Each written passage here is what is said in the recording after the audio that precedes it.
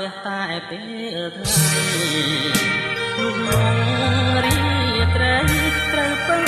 រស្មីថ្ងៃដួងប្រខាឯខ្ញុំពេញវ័យមានសេរីដាតែដូចជាគ្មានន័យទេបំរើចិត្តគេជាងខ្លួនកើតជាព្រះច័ន្ទមិនស្ដាយរស្មីស្ម័គ្រជួយរីត្រី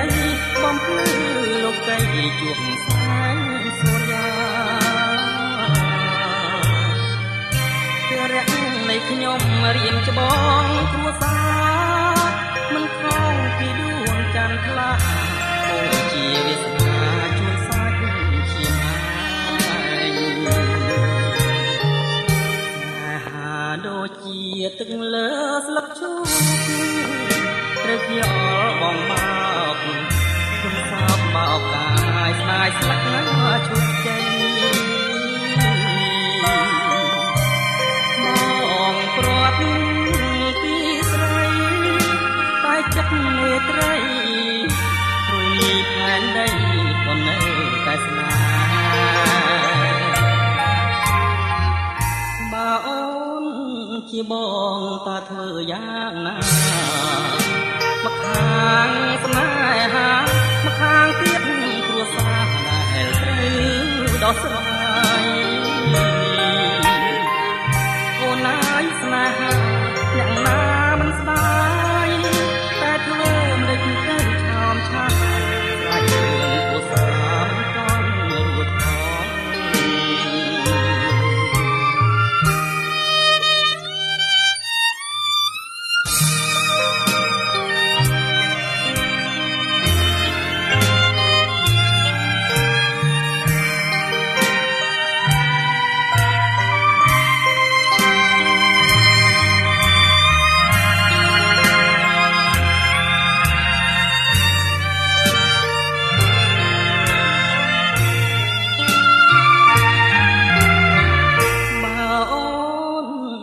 បងតើធ្វើយ៉ាងណា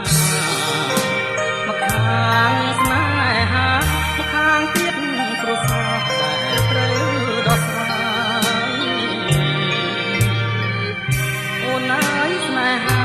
យ៉ាងណាមិនស្ដាយតែធ្វើមិនទៅឆោមឆាយស្រាយរឿងគ្រួសារមិនទាន់រួចផង